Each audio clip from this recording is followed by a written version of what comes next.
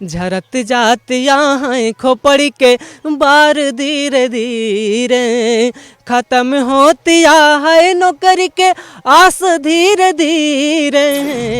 झरत लोगों पर तानाशाही जनता बेहाल है, लोगों पर तानाशाही जनता बेहाल है, जो थोड़ा सा भी बोले नोटिस तत्काल है। चरत जात यहाँ खियत का साण धीरे धीरे चारी ओर के तनवकारी आण धीरे धीरे। चरत जात यहाँ खियत का साण धीरे धीरे। मैं लिखूंगा कि रात भर डंडा लेके हाँकता ही साण, मैं भी चौकीदार मैं भी चौकीदार और मैं नहीं। नमस्ते, प्रणाम। न्यूज़ 9 नेटवर्क आप देख रहे हैं। मेरा नाम अरविंद कुमार सिंह है और इस वक्त मैं मौजूद हूँ उत्तर प्रदेश के अमेठी जनपद में। हमारे बाजू में जिस शख्स को आप देख रहे हैं नाम प्रदीप मौर्य है। ये भी अपनी गायकी के माध्यम से सरकार से सवाल करते हैं। सबसे पहले आपका बहुत बहुत स्वागत है। Thank you. नाम के साथ थोड़ा सा परिचय बताइए, फिर बात करते हैं। बिल्कुल, हमारा नाम प्रदीप मौर्य है। मैं अमेठी जनपद का रहने वाला हूँ और बचपन से ही गाने का शौक़ रहा है, तो उस हिसाब से गाते गाते मुझे लगा कि समसामयिक मुद्दों पर भी गाना चाहिए, तो उस पर भी गाने लगे। आप तो मेरी जहाँ तक जानकारी है कि आप पढ़े लिखे हैं और पढ़ाई अपने अच्छी डिग्री प्राप्त की है, तो जहाँ नौकरी की तरफ आपका ध्यान होना चाहिए, फॉर्म देखना चाहिए, तो फिर ये अचानक गाना गाने का मूड कहाँ से आ गया? देखिए, अगर बेरोज़गारी की बात की जाए तो भारत के साथ साथ उत्तर प्रदेश भी भारत का हिस्सा है, तो यहाँ भी बेरोज़गारी है। तो अगर मैं इन सब चीज़ों को लेकर के तैयारी कर रहा हूँ, अगर वैकेंसीज़ नहीं आती हैं या आती भी हैं तो उनको फाइनल करने में 5-5 साल लग जाता है। जहाँ वैकेंसी 2 प्रोसेस में होनी चाहिए, लिखित परीक्षा और फिर वहाँ से रिजल्ट, वहाँ 5-5 प्रोसेस से होकर के गुजर रही है। पहले परीक्षा होगी, फिर पेपर लीक होगा, फिर यदि संपन्न भी हो गई तो कोर्ट जाएगी, कोर्ट से फैसला आएगा, फैसला आएगा तो कट ऑफ बने तो रिजल्ट आएगा, रिजल्ट आने के बाद में भी पता चला घोटाला हो गया, कुछ लोगों का, नेताजी का या उनके जो संपर्क के लोगों का था उनको नंबर बढ़वा दिया गया, आरक्षण घोटाला हो गया। तो ऐसे में हो जाता है, तो ऐसे हो रहा है। तो जब ऐसे समस्याएं आएंगी तो हम लोग बोलेंगे, तो उसमें आवाज़ उठाते तो लोगों को लगता है कि हाँ, जन सरोकार के मुद्दे हैं, तो लोग समर्थन करते हैं। कब से सरकार से आप सवाल करते हैं अपनी गायकी के माध्यम से, और वो कौन कौन से गाने हैं जिसे लगता है कि नहीं, ये बिल्कुल ये गाने अगर हम सामने प्रस्तुत करेंगे, पब्लिक सुनेगी तो उसे पसंद करेगी और सरकार तक ये बात जाएगी तो कुछ अच्छा होगा युवाओं के लिए? बेरोज़गारी पे मैंने कई सारे गीत गाए हैं जो लोगों ने पसंद किया, सोशल मीडिया पे काफ़ी ज़्यादा वायरल्स हैं। और किसानों की समस्या को लेकर के मैंने गीत गाया है, किसानों की क्या दुर्दशा है, क्या स्थिति है, उन सब चीज़ों को लेकर के गीत गाया है, तो उसको भी लोगों ने पसंद किया। जैसे बेरोज़गारी की अगर बात करें तो बहुत सारे गीत हैं, उनमें से कुछ सुनाता हूँ। देखिएगा, शुरुआत करता हूँ, यदि जो सबसे प्रसिद्ध गीत है उसी से शुरुआत करता हूँ। झरत जात यहाँ खोपड़ के बार धीरे धीरे, झरत जात यहाँ खोपड़ के बार धीरे धीरे खत्म होतिया है नौकरी के आस धीरे धीरे। झरत जात यहाँ खोपड़ के बार धीरे धीरे। और ऐसा क्यों कहता हूँ? नेवी के उम्र बीती, आर्मी के बीती, नेवी के उम्र बीती, आर्मी के बीती, दरोगा के टूटा विश्वास धीरे धीरे। झरत जात यहाँ खोपड़ के बार धीरे धीरे।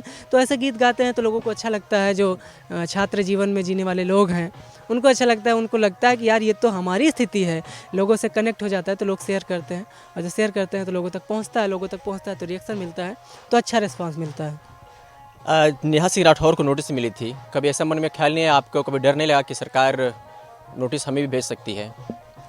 देखिए, नोटिस भेजना ये तो सरकार और प्रशासन का काम है कि वो तय करेंगे कि सही गलत क्या है।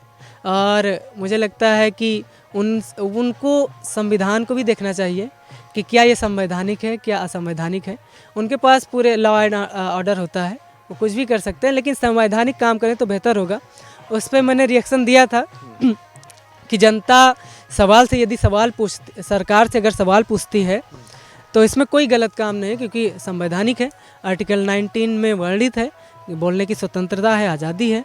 तो अगर उसका प्रयोग कर रहे हैं तो आप उसको दबाने की कोशिश क्यों कर रहे हैं। तो मैंने इसमें गीत लिखा था, देखिएगा। लोगों पर तानाशाही, जनता बेहाल है। लोगों पर तानाशाही, जनता बेहाल है। जो थोड़ा सा भी बोले नोटिस तत्काल है। लोगों पर तानाशाही, जनता बेहाल है। जो थोड़ा सा भी बोले नोटिस तत्काल है। कोर्ट केस और संविधान को ये तो भूल गए हैं, सही गलत की तराजू को खुद ही पकड़ लिए हैं। मैंने व्यंग किया था कि यदि आप संविधान को भूल गए हैं, अपने मनमानी चलाएंगे तो कैसे चलेगा देश। कोर्ट केस और संविधान को ये तो भूल गए हैं, सही गलत की तराजू को खुद ही पकड़ लिए हैं। बुलडोजर की देखो तेज कितनी चाल है। जो थोड़ा सा भी बोले नोटिस तत्काल है। जनता पे तानाशाही, लोगों पर तानाशाही, जनता बेहाल है। जो थोड़ा सा भी बोले नोटिस तत्काल है। और मैंने भी आवाज़ उठाया था, देखिएगा। हाथरस की बेटी को रात में जलाया, कानपुर में माँ बेटी ने कैसे जान गंवाया। मैं भी सवाल कर रहा हूँ। हाथरस की बेटी को रात में जलाया, कानपुर में माँ बेटी ने कैसे जान गंवाया। इन सब का जिम्मेदार कौन, मेरा ये सवाल है। जो थोड़ा सा भी बोले नोटिस तत्काल है।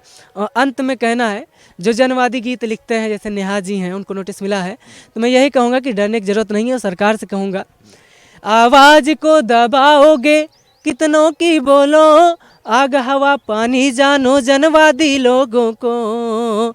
आवाज़ को दबाओगे कितनों की बोलो, आग हवा पानी जानो जनवादी लोगों को। हिटलर जैसा करना ये चाहते कमाल है।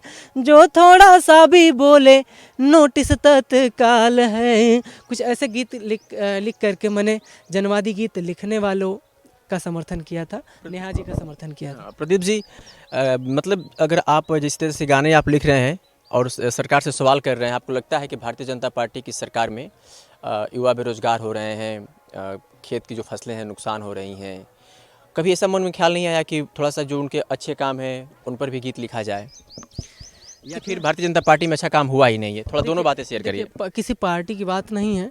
जैसा आपने कहा कि भारतीय जनता पार्टी, तो आज भारतीय जनता पार्टी सत्ता में है, तो कल विपक्ष के लोग आएंगे, निश्चित रूप से आएंगे, क्योंकि समय बदलता है। और हमने पीछे देखा भी है, इस वजह से कह रहे हैं कि हो सकता है सरकार बदले, आज नहीं, कल नहीं, परसों नहीं, कभी भी बदलेगी। तो ज़रूरी नहीं कि भारतीय जनता पार्टी के लोग सरकार में बैठे, चाहे जो आकर के बैठेगा, लोग उनसे सवाल करते हैं और करेंगे। तो मुझे नहीं लगता कि सवाल पूछना गलत है। यदि मैं देख रहा हूँ, किसानों की समस्याओं को देख रहा हूँ, यदि वो किसान साड़ों की समस्या से परेशान है, किसानों की समस्याएं हैं, तो मैं उन पर गीत लिखूँगा। तो ये ज़रूरी नहीं है कि लोग विरोध करें, समर्थन भी करेंगे। जैसे मैंने गीत लिखा, चरत जात यहाँ खियत का साण धीरे धीरे, चरत जात यहाँ खियत का साण धीरे धीरे, चारी ओर के तनवकारी आड़ धीरे धीरे, चरत जात यहाँ खियत का साण धीरे धीरे। तो लोगों को लगेगा कि हाँ, ये तो हमारे मुद्दे की बात है, तो लोग समर्थन करेंगे। जैसे मैंने और भी गीत लिखा कि खेत चर गया साढ़ है बाबा जी हमारा, चाचा जी हमारा, शेष रह गई फसल में भैया कैसे करेंगे गुजारा, खेत चर गया सांड है, बाबा जी हमारा, चाचा जी हमारा। जब मैं ऐसे गीत लिखूंगा तो लोग समर्थन करेंगे, जायज़ है, क्योंकि उनको दिख रहा है कि मेरी समस्याओं को उठाया जा रहा है, सरकार तक